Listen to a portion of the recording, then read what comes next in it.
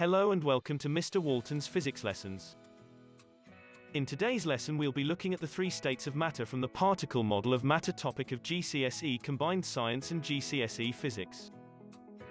By the end of the lesson you should know what the three states of matter are, and be able to describe their properties using the particle model.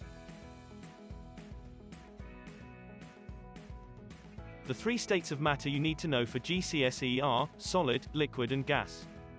Solid, for example, ice. Liquid, e.g., water. And gas, like steam or water vapor. The particles in each of these states is the same, in this case water molecules. The only difference is the way they are arranged and the amount of energy they have. This is the particle diagram for a solid. Each circle represents a particle, an atom or a molecule, that makes up the substance. In solids there is a strong force of attraction between the particles.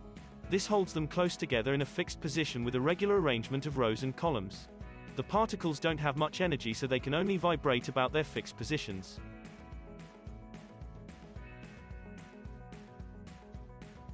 This is the particle diagram for a liquid. In liquids there is a weaker force of attraction between the particles. They are close together, but the weaker bonds mean they can move past each other. This makes the arrangement of particles irregular or random. The particles have more energy than the particles in a solid so they can move around in random directions at low speeds.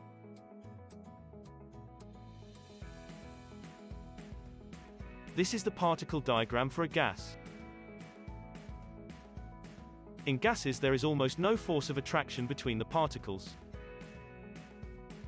They are spread out and move freely in an irregular arrangement. The particles have more energy than the particles in liquids or solids so they can move around in random directions at high speeds. For your exam you need to be able to use the particle model to explain the properties of the states of matter. Solids, like this chair, have a fixed shape and volume because of the strong forces of attraction between the particles holding them in place.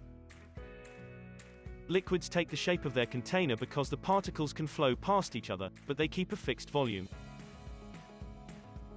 Gases have no fixed shape or volume, the particles spread out to take the shape and volume of their container.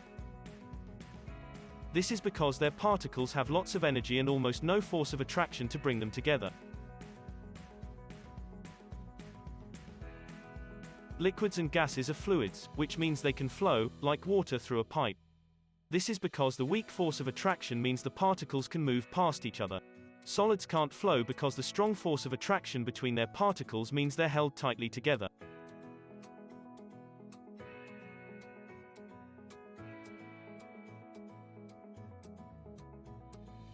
Gases can be compressed because the particles have a lot of space between them so they can be squashed closer together.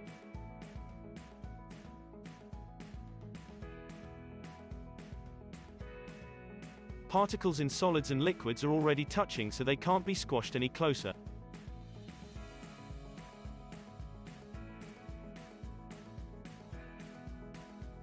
So you should now know the three states of matter and be able to draw the particle diagrams, and use this model to describe their properties.